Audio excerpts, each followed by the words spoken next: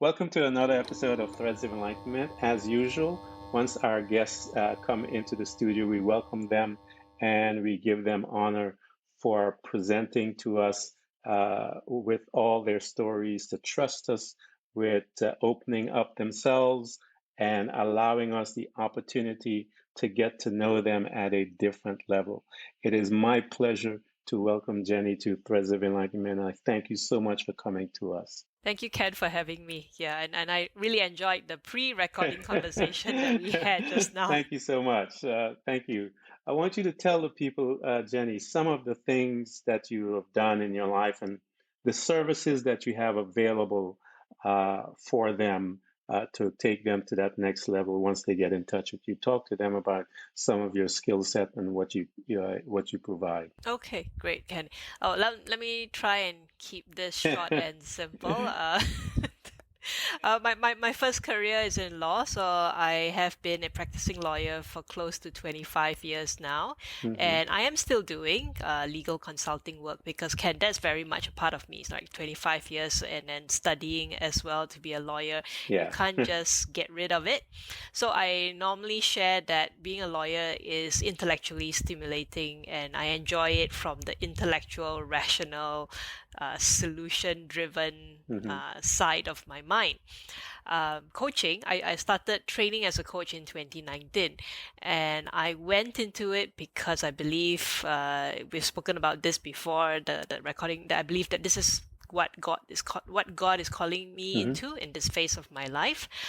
He's probably called me much earlier than 2019, but my rational, practical mind and living in my comfort zone. I have a good job, I have family, and I have a mortgage and things like that. So it's like, what is coaching, right? And even when I discussed with my husband, he said, "Can't you keep it as a hobby?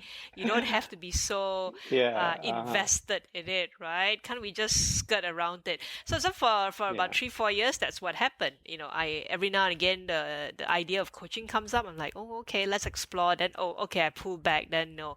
So it was probably around Christmas time 2018, the time of the year when everyone's a Yeah. bit more reflective and trying to take stock of what life is about.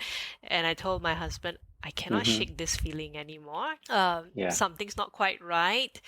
Something is missing, and I do feel quite sad each time I push the idea of coaching away. And as you know, Ken, when the Holy Yeah. Spirit prompts Yeah. you, Yeah. it's there, it's latched on, and you try and squash the Holy Spirit down, Doesn't work. it just gets louder. So it got to an extent that I Hmm. was so troubled. I was so troubled.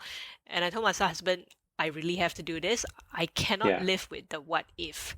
And what if I had done this? Where would it go? I know there were a lot of risks, so we talked about it, we prayed, and then he said, "Okay, Hmm. let's see where this goes." So I started researching for a school to train as a Yeah. coach. So being a lawyer, Yeah. everything is very structured and very regulated, and I like the idea of Uh-huh. adhering to code of ethics. So when I first started researching on how it is to be a coach, you can find courses on Facebook to say, sign up as a life coach for $14.99 in a 1 day course, and I'm like, are you sure I want to shift from this to Uh, this?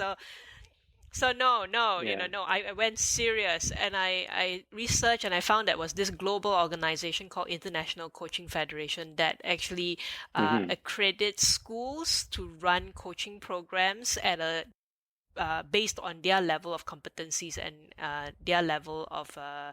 ethics as well. And I was like, Yeah. aha, okay, so there is some form of regulation. It's still completely voluntary, but I volunteered to put myself in a program. So Hmm. I found a school in Australia to put myself in, and we did it remotely. So I was taking lessons in the morning when I'm going to work. I was Hmm. still working full time then. I was doing coaching with my teacher and with my peers at night, and my daughters were telling me, mommy's bedtime. Why are you still looking at the laptop? So it was that. But to be honest, Ken, I Yeah. didn't feel tired. I may be physically tired, but I was so energized. So there was something in my spirit that really kept me going. And then when I look back, I was like, wow, I did that for a year. So working full time with the kids and studying and going through exams and Hmm. all that, for 1 year.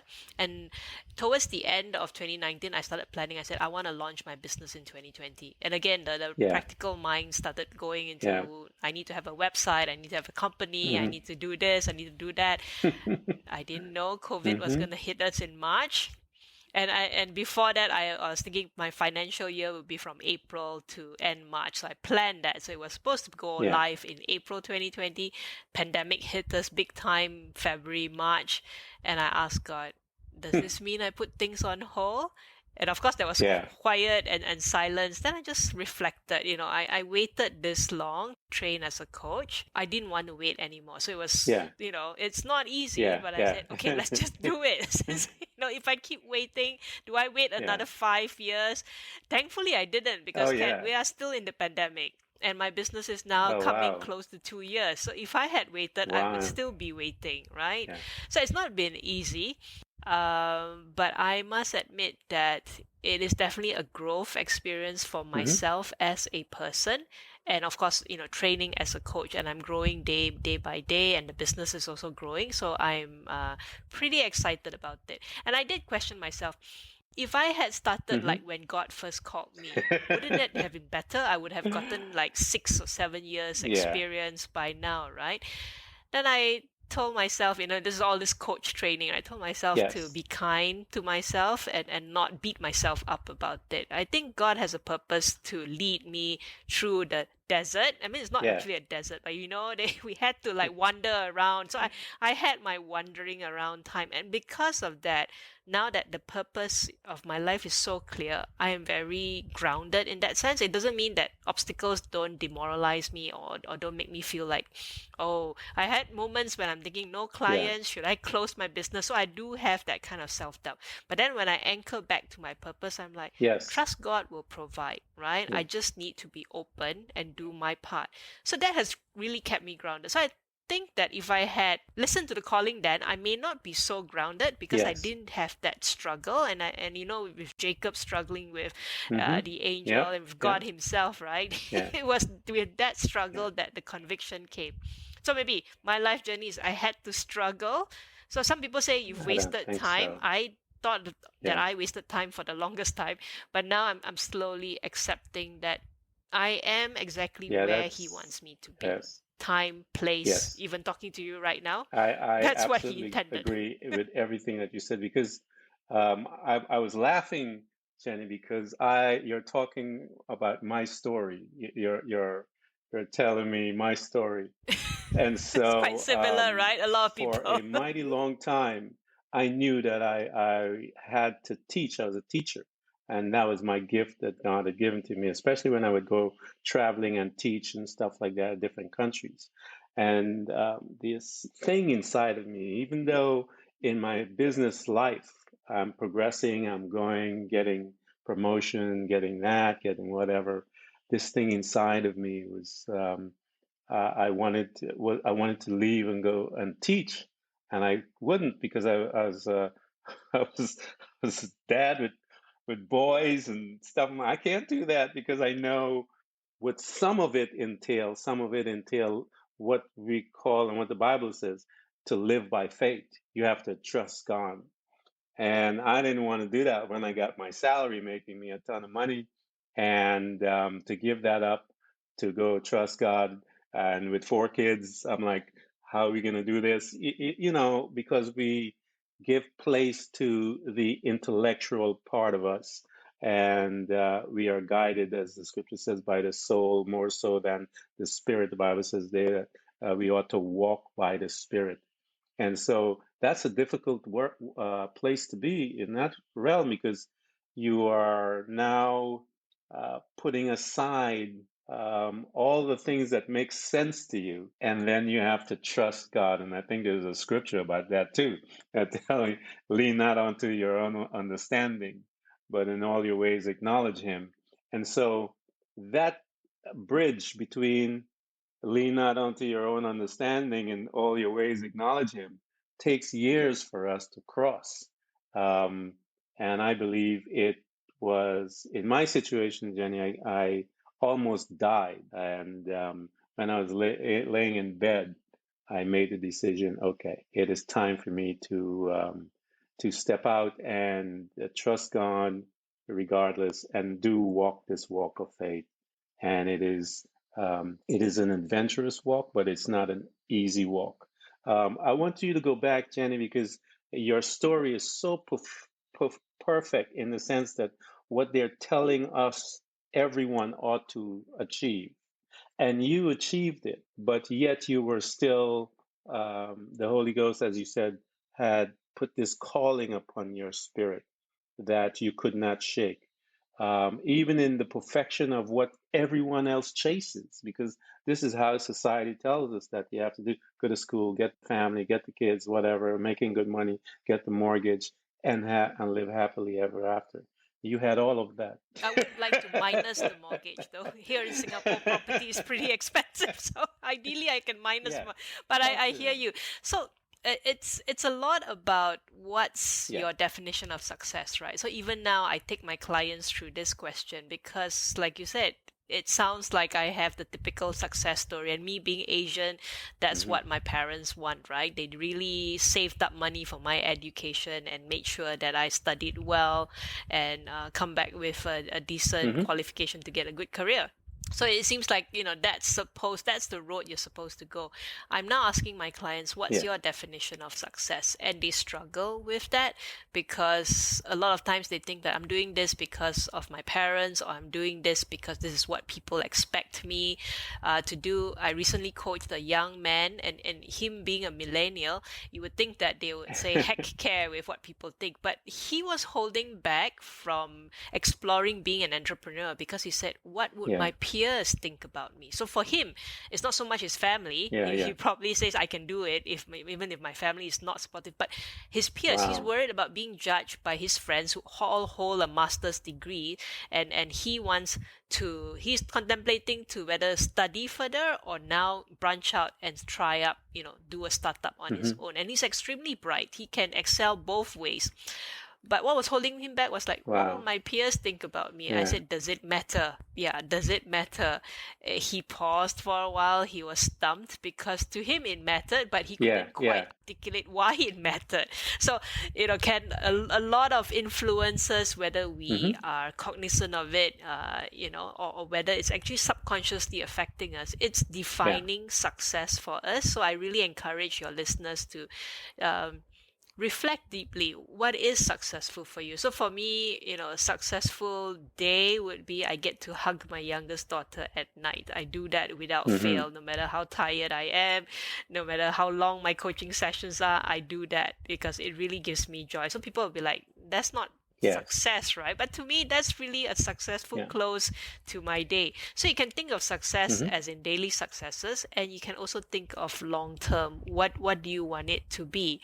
And I think it's people fear being judged, Yeah. like this client of mine, and sometimes people feel that they have to live up to expectations of others. But if you investigate further, it's actually your own expectations. A lot of us set very high expectations on ourselves and are much more lenient with others. Oh, yes. All the time, and that's why one of the things I say is we have to learn to be kind to ourselves. Many times when I greet someone, I ask them, "Have you been kind to yourself?" And they would just stand and look at me. And it is stated to bring a response to make them look into and take a little break and look into themselves for that split second and then be honest with it, because I think it's honesty about who you are, what you believe in, your systems that we have, your belief system that we have, society has placed there, yourself has placed there, mom and dad, whoever else is placed there. You have to go and find out, why was it placed there? Is it important? What benefits of it, and all of these things. Um, Jenny, you've achieved much. You've gotten all these things. I want you to talk as you are moving through life. Um, some of the difficulties that you would have to deal with as an individual that you overcame, whether it is anxiety, all the different things that causes us to become um, small in our eyes. based on the fact that we've given this particular thought that much power over us. And at some point in our life, we have to sit down and come face to face with this. Talk about some of those that you had to come face to face with and you realized where it came from and how did you change. Oh, I have quite a few. Quite a few. So, Ken, where do I start? So maybe, yeah, I am an introvert. So some people say, oh, Jenny, I didn't realize you're an introvert, especially when I'm doing podcast guest appearances like this. So this is actually stepping out my Yeah. comfort zone. I am an introvert, and starting out business and spending time on social media promoting myself, that is really a stretch outside my comfort zone. So if I recall, in the start of my legal career, I didn't know what introversion meant. I was always Hmm. shy, but I've learned to outgrow my shyness, or at least overcome my shyness in certain situations. So, when I was a trial attorney back then, so after a whole day in court, my energy was really Yeah. drained, and the lawyers like to hang out, for drinks after that. And all I wanted to do was run home, because I was depleted. But I didn't Yeah. understand why. And it was a struggle because I felt something was wrong with me. I like these Hmm. people, but I don't want to spend time with them. So I started having doubts about myself. Is there something wrong with me? Why can't I just hang out? Why do I feel so Yeah. tired? There's a lot of, and that's what Yeah. introverts Yeah. do. We Hmm. tend to introspect Yeah. a lot. Uh, Unfortunately, it was only at a much later date that I read up about what introversion is. It's about where you draw your energy from. So an introvert draws the energy from within. We need a lot of recharge and me Hmm. time, whereas an extrovert draws energy from Yeah. outside. So how did I learn to leverage my introversion as my strength? I speak about it because it's something I'm passionate about now. I want to encourage your listeners who are also introverts to really anchor in on what drives them, what's their passion. So for me, it's really to get my coaching message out there, who I am as a coach and how I can support people, so that message is clear for me. And it's when I focus on how do I communicate this message to that one person who needs to listen, who needs to hear it, who needs to know that he or she is not alone because someone else understands him or Yeah. her. That is when I am so passionate and I go out and do it. But the moment I start looking inward again, which is an introverted trait, I start analyzing like, oh, okay, should I be doing this? Won't people judge? Why am I talking about things? Is anyone going to be interested? Is anyone going to show up? When I run webinars like Yeah. that. So there is that struggle, when I introspect, which is good because there's a lot of planning and getting clear on what you want to do. But if you spend too much time Yeah. there, you'll be You'll be paralyzed lost. and you won't Yes. do anything. So I always have to flip Yes. outwards and focus, like, who is going to lose out on hearing this or gaining this insight if I keep it all to myself. So in a way, if you look at it, actually I'm very selfish, right? If Yeah. I keep everything to myself. I'm not saying that I'm a guru in Yeah. anything, but it's just like sometimes people just need to know that they're not alone. Yes. And just hearing someone share the same struggles would assure them that, hey, I'm not the Yeah. crazy one Hmm. here. I'm not Yes. alone. That's one of the reasons why I have Threads of Enlightenment because listening to you is like I'm hearing myself because those were some much of the things that I have to deal with. I when I started Threads of Enlightenment, I had written a book called Threads of Enlightenment. So I did. It was 10 chapters, and 10 chapters to me were the spaces by which we have to visit in order to become a mature human spirit. The first one is about self-love, learning to love yourself, solitude, dealing with the aspect of it's not alone, loneliness, solitude, stepping away like Jesus did, stepping away and getting before God and getting answers and stuff, and all of these things. And so it was easy for me to do the first 10 chapters of the book or the 10 episodes. And after that, I knew where it was going, where I had to go was the interview pieces. So I got my brother, I interviewed him, I knew I could do that. And I interviewed a friend of mine, I knew I could do that.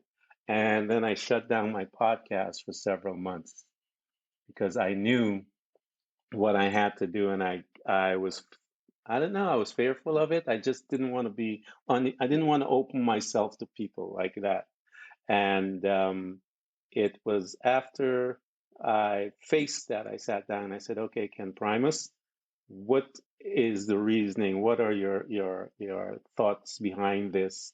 And when I walked myself through, had that conversation, I had shut down my calendar, Jenny. I'd shut my calendar off. After I had that conversation with myself, I went and I clicked the calendar. I remember when I clicked the calendar, like about as soon as I clicked that calendar, about 10 minutes later, two or three people got on right away because I was thinking after I clicked it, maybe I should just um, take it all back again. But it happened so fast that I could not, and I started back that journey. And it is true. We face these things, all of us. We have to face our fears, as they say, and overcome them. And it's not. It's continually. It's a continual journey because you're a human being, and you think about it from time to time. I have the same things that you're talking about. It's amazing how I hear myself as you give yours. Um, but So that gels it in, yeah, right? So it's the fact that you hear me, you're so experienced, but you hear me and you feel like, hey, I am going through Jenny's yeah, life. We are also yeah, similar, and we are so different in terms of personality and hmm things like that, background, but yet we go through the same issues, and that's what I want to encourage, your listeners yeah. as well. To You may think you're the odd one out, and nobody understands you, but that's Far far from the from truth. being true. Yes, There is yeah, always someone who yes. understands you. I believe, and I tell people when I'm talking about this particular aspect, and I heard you crystallize it as well. And I utilize stories from the Bible because I'm familiar with it. And I always tell people to find your statement of faith. In business, we call it your mission statement. What is it that you are wanting? And I use a woman with the issue of blood, and she was a rich woman. She spent money. She wanted to get her healing, and after she spent everything, she was still not getting it. She heard that Jesus was a healer, and she said within herself, I want to touch his garment. That was her statement of faith. She declared that statement. And then she did the corresponding action by which that statement was made to fulfill that statement. And so you made that statement that I'm going to go and become a coach. And regardless of what, you did the research, you did the corresponding actions by which you needed to do to start you on the journey of becoming a coach. You did your research, you found the entity that you wanted to join yourself with, and then you pursued your goal. You talked about being tired but not really weary and all those things because that's a part of your mission statement. You could walk. This woman with the issue of blood, she was pushing against the crowd. So everyone is pushing against her, but yet she was driven by a statement that she made several, maybe days before. And so it guided her. And we all must do the same. God had his mission statement, let there be light. He came and he pronounced what he wanted. And so I tell people Abraham didn't have one because God came to him and told him, are you going to be a father of many nations, father of many nations? Abraham thought it was going to be through Lot. He thought it was going to be through Ishmael. He thought it was going to be through everybody, but except for what God is telling him. So God says, no, it's going to be between you and your wife. And so God comes to him and changed his name from Abram to Abraham. Abraham was his mission statement. It declared who he was. You are a father of many nations. And so anyone that called him Abraham, Abraham, Abraham, they were declaring the mission statement that God gave. And so it is vitally important. Everyone needs to find one. You will find it within your situation, like the woman with the issue of blood. Or I tell the Christians, you will find it in the Bible because God says, I'll provide your need, I'll heal you, all those things. There is a mission statement you can grab onto and attach your faith. But you will find it and you have to find it. But where you find it, it is up to you. And it will propel your life. You ask that young man, does it really matter? So now he has to go within himself to discover his mission statement. And once he makes that declaration, I guarantee you, Jenny, he will pursue that declaration, whatever he makes. He will begin the journey to bring it to pass. And that's the key that I think many of us are missing. We don't have that declaration. And that declaration, the Holy Spirit dropped the seed within you, and he was waiting for you to get your act together because he's not going anywhere. That call was just getting greater Yeah, I know and he's. greater and Yeah, I know greater. he was very Yeah. patient. He is very And patient. so it's He he didn't give didn't up give on up on me. me. And Yeah. the same with me, he didn't give up.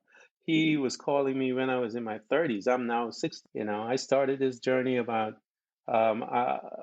teaching, and I tell people I just switched location. I'm not no longer on a pulpit. I'm on a podcast, and I would say it's still the P. I'm still on the P. And so, but he is waiting for you and I. And once we make the decision and we make that mission statement that he has deposited in our heart, I will do it. Jesus had, because we have to make the transition, Jenny, from my will to his will. And Jesus had to do it too. I tell everyone has to do it.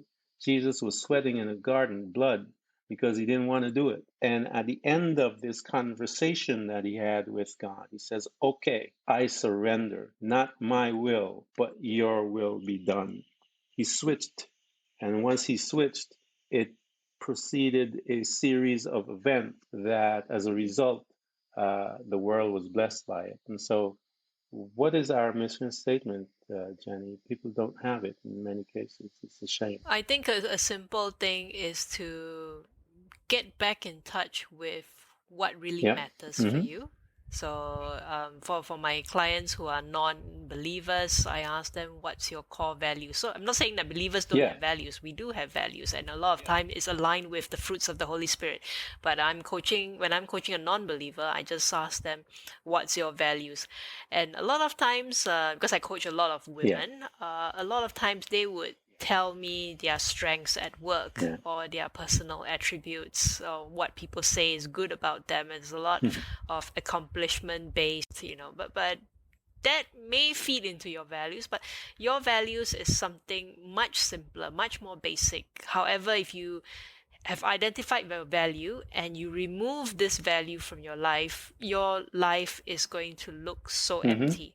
So for me, being a person of integrity, honesty, showing up the way I show up right now at home, when I'm coaching, that's the same, Jenny. Of course, there are nuances, but I know in my heart that this is who I truly Yes. am. So that is a very strong value. So if you take that away and you ask me to pretend to be someone I'm not, I would feel Yeah. I would feel like an Yeah. imposter, Hmm. seriously, and that's how I know how strong that value is. So I take them through a simple exercise just to name a few one word values, whether it's honesty, whether it's love, whether it's justice, and things like that. Just go through, just write it down, what resonates with you. And I had coached a lady who's also very intellectual, but her value is creativity. And she's like, my job is stifling my Hmm. creativity. Yeah, and it just Yeah. hit her. I mean, because you don't take the time to slow down and Yeah. reflect, you probably think there's something that I don't like about my job, but what is Yeah. it? What Yeah. is it? And then with that simple word, being creative, and her job is very data driven. Hmm. So that, I mean, I guess you can be creative with Yeah. data, but you know what Yeah. I mean, can a different type of creativity. So I'm not saying she's quit her job Yeah. straight Yeah. away, but she's now taking time to explore what does it Hmm. mean to find her calling based on her value of Yeah. being very I creative. think that is a powerful way to look at it. You simplify it because it is out of the simplicity. With the woman with the issue of blood, everything was stripped away. Uh, she did everything within her ability, and sometimes we just have to come to that place where there is no other place to turn, and then you have to look. And there's something about her that was really fascinating too, that prompted the whole entire thing was that she heard. So she was in a state of acceptance, of expectation, looking for something different. I've done everything that I could possibly do. I ran to everybody that I can, and I think being in that space of expectation and something new, looking for something new, another answer than what we were told, and she heard about this other another way, and she pursued it. And so I want you to talk about the fact that here you are now. You got into with your husband. This calling has been pressing on your life, and I know I've had the conversation, man, I wasted my time. If I had done this earlier, I've been there, Jenny. I trust me. And I have learned to surrender that as well and accept where I am. And as the scriptures say, be content in every place, in every location that you're in, be content there. So I've learned to do that. So, I know the conversation with your husband. I know how those conversations are when you want to unhook and do something else, and you're going, wait a minute. Talk to me about once you found your school, you start the class. You told me that the COVID hit, and you're standing there. Should I do it? Should I do it? How did you do it? What was that thing that says, okay, I'm going to surrender to this. I'm done. I put in all these years. Talk to me about that specific time. And what was the incident that caused you to say, okay, let's do this. Let's go. I wish there was like one pivotal Yeah. moment, but I think there wasn't, as with everyone's life, right? It's only in Hollywood Yeah. that you have that one.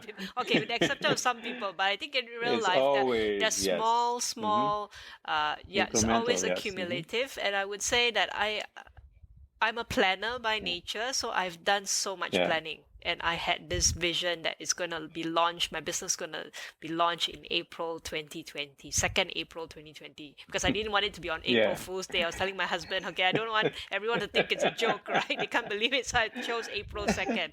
And I think it's my commitment to that Hmm. date. That's one small thing. It seems like quite trivial, but it was my own Yeah. personal commitment, and it's also in a way my own timeline. So I was Yeah. stubborn. I'm like, okay, COVID hit. So this is more secular in thinking. Like COVID hit, I committed to 2nd April 2020, and I want to launch my business then because I don't want people to see me as a Yeah. failure. So that is the secular thinking about it. But of course, when I prayed about it and I asked God, like, is this what I should do? That's when I shared earlier. I reflected on my whole journey leading up to Yeah. 2020, and I had this sense of peace. So it's not an audible voice Yes. from Hmm. God. It's just something very quiet, very soothing in my heart, and almost feeling like, Jenny, I've got you. Yeah. Yeah. I've got you. Hmm. You're gonna be fine. Yeah. He didn't say it, but Yeah. it's just that Yeah. feeling. And I'm like, okay, I can't be telling this to myself because I was feeling quite Yeah. frustrated then, Yeah. So where's this sense of peace coming from? Like I said, the circular thing is like, I'm Yeah. stubborn, I'm determined, I'm a planner, I want to launch it Hmm. means I want to launch it. So it sounds like a sport Yeah. kid. But then this quieter, calmer feeling, like, Jenny, I've got you. Yeah. You don't have to worry. It's just that feeling. I'm just describing in words, but I felt it in my Yeah. heart, and it just felt very calming. And I told my husband, it doesn't make sense, but I think it's Time to time do to it. just do it. And my husband's very Yeah. supportive. So I want to also encourage your listeners that when you have anchored in on a purpose, surround yourself with your support Yes. network. If your family's not supportive, Find find someone. someone, find a group of Yeah. people who are supportive. And I also tell people that in the beginning, because we are all a bit fragile when we're starting out Hmm. something, get supporters who believe more, who believe in you more than you Yourself. believe Yeah. yourself. You can always get your constructive friends later down the road when you're tougher, Yeah. right? But in the beginning, get those who are like, who look up to you and think that, yes, you should have done this years ago. You're great. Really, your Yes. cheerleaders. You need Yes. that because you need that Yeah. boost to put yourself out into this great big wide unknown. So my husband is wonderful. My kids are Yes. wonderful. I mean, my youngest, she actually came up to me when I was studying then, and she asked me in a very innocent way, Mommy, do you love coaching more than me? Hmm. because she sees me Yeah. light up. And that was a reminder that how passionate I am Yeah. about coaching. Of course, I assured her that no, I love you more Yeah. than coaching. She was not too trusting about that. So I would say there were no like big aha moments, to say, Jenny, you must do that. One is because I planned so much and I was accountable to Yeah. myself. I knew that if I went back to hold off, and the what if questions would come up, and I would feel like, it just doesn't feel right. And that's I guess my nature, my work ethics as well. And then the quiet sense of peace that came into me, which surpasses all human Yeah. understanding. I was angry, I was frustrated with what happened, and this doesn't make sense that I still have this sense of Yeah. peace. So I know that's when that comes from God, and also support from people who love you, who know you, who's got your Yeah. back. I mean, you probably fail in some of your ventures, but as long as you know you've given it your best efforts and you have tried, Hmm. right? So failure is just an opportunity to learn and to grow. A lot of times we are scared of the word failure, especially here in Asia. Yeah. If you talk about failure, it's almost like a bad word. But I think slowly the mindset of people are changing. It's just an opportunity to say, hey, This this didn't didn't work. work. Let's see Yeah. what works. It's just, Yeah. I think it's just an opportunity to fine tune the process by which you are applying your principles and your growth. It's just an opportunity to say, okay, this doesn't, and maybe look into it why it didn't, and maybe the answer that you needed is within the why, and the correction is there made, and then you could proceed out of there. I never look at failure, or as the word states, failure. I look at it as an opportunity to dig a little deeper. Talk to us about your courses. I saw a couple of them that I liked the names that you have for them, and stuff like that. So I wanted you to talk about, because I think when you have a passionate coach like yourself, someone that is driven from a different place, that when someone sits there, um, I feel that when you have gone through much, we talked about it before the show, that when you've gone through your journey about learning to love yourself, you learn about acceptance, you learn about forgiveness, because you have to do all these things to yourself first. You've got to learn to forgive yourself, and that's one of the biggest things, that hurdles that people fail to surrender to, because as they do that, you gain much strength. It's a hard place to be. It's a self-realization place of power, but it's a necessary journey. I want you to talk about some of your clients. You mentioned one. You mentioned a couple of them. I want you to talk about that chance of when as I mentioned, you mentioned a lady about creativity, but when you see the look on their face, the realization of that, yeah, how does that make you feel as a individual, as a coach, as someone that is holding someone's hand? How does that make you feel? It makes me feel very privileged and honored. And it's not one, I don't feel like, oh, Jenny Yeah, did that. No, I always believe that my clients, every individual have the answer in me too. themselves. Sometimes we're just overwhelmed and we can't see our own potential, our own resources. So when I see that aha moment, I just feel so privileged, so honored to have Yeah, shared that space with him or her. So I don't take credit for it. It's more like, yeah, yes, like a cheerleader. Yes, I knew you could do it all along, that kind of yeah, feeling. And also a relationship between a coach and a client is not going to be forever and yeah, ever. So I have clients who tell me that, Jenny, in a really good place right now. Thank you very much, but I don't need you yeah, anymore. Of course, they don't say it that way, but yeah. there's always an end to it, and rightly so, Hmm. right? You don't need a coach all the way. You may need a coach in different phases of your life. So you could partner with me now, get to a very good place, and then as you move to the next level, or to the next new comfort zone, you might need my Yeah, services yeah, again, just to refresh, like, how did I yeah. get here, Hmm. in the first place, and have that cheerleader, have that accountability partner. So you don't need a coach every single day of your life, but there's definitely phases in your life that you would need that kind of support. Yeah, I love that. It is. a progression on based on you. But Jesus had said to his disciples, he said, "You're going to do greater things than me." He says, I could take you to this certain level, and then I have to go." And then, but he said, "Now that I'm going to my Father, ask anything in my name, and I'll give it." Until then, he never said anything about that. Why? Because he was standing right there with them. So, you know, but until Of course, I don't profess to be yeah. Jesus. I don't profess to be Jesus. I usually use those type of examples to pull out the truth and the principles, so that I don't think I don't none of us could ever be that way. So but yeah, we have the opportunity to be there and see that growth, um, and it gives us an excitement within us that is really beautiful. Um, and I love those moments because it's just a split second, um, that you get to engage, and then it grows from there. But that enchanted moment is one of the most beautiful experience that you can see and share with someone. I know that you have been doing much with your programs and all of the different things.